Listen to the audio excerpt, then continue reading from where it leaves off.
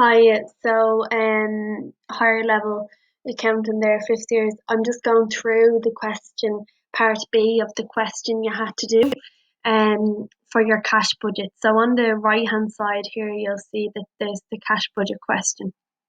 So if you go down what you're required to do. So we've done part A in the last assignment. Um, but the cash budget is a little bit different at higher level because usually now at ordinary level, part A was to answer a cash budget and part B was a budgeted balance sheet.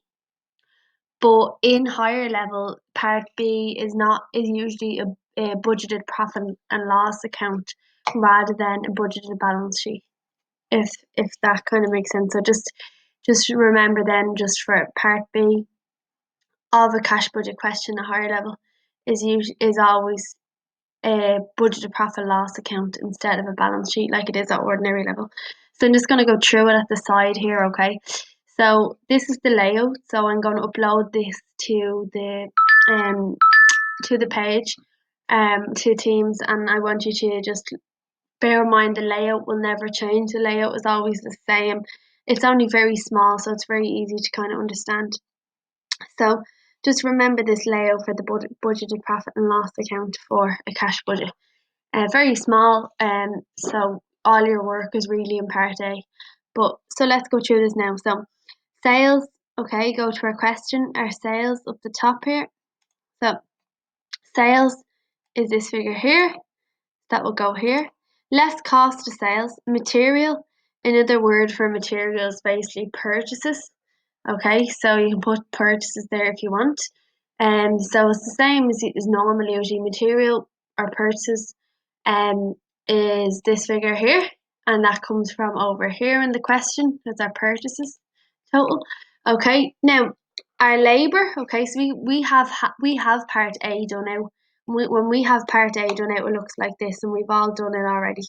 So our figure for labor, we go to labor, which is wages, and we go across and we see it's 360.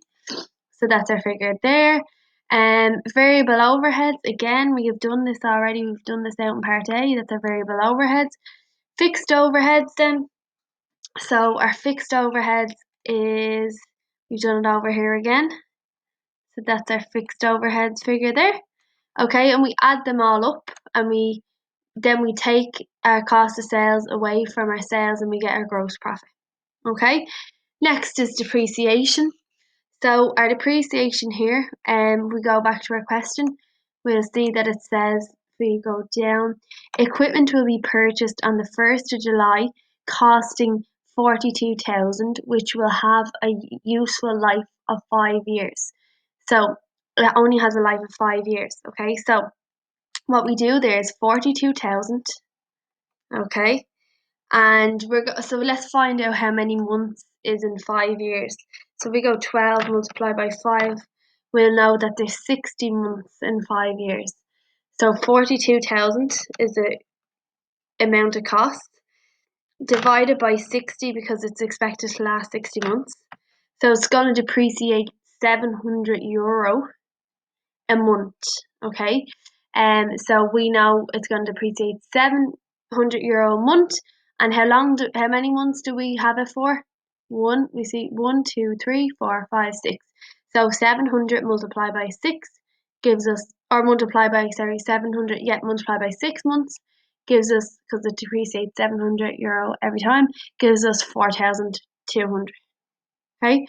Now, next one then is discount allowed. Okay, so our sales, that's how much our sales that we made out, so we have it here. But then we have 20% of our customers got an immediate cash discount of 5%. So the figure for sales multiplied by 20%, like 20% of customers got a 5% discount multiplied by 5%, and you get your answer here. Okay, then the next one, just add discount received. So our purchases was this figure here. We see that, however, if we look at our purchases, we can see that we only had to pay for 50%. I'll show you in the next video.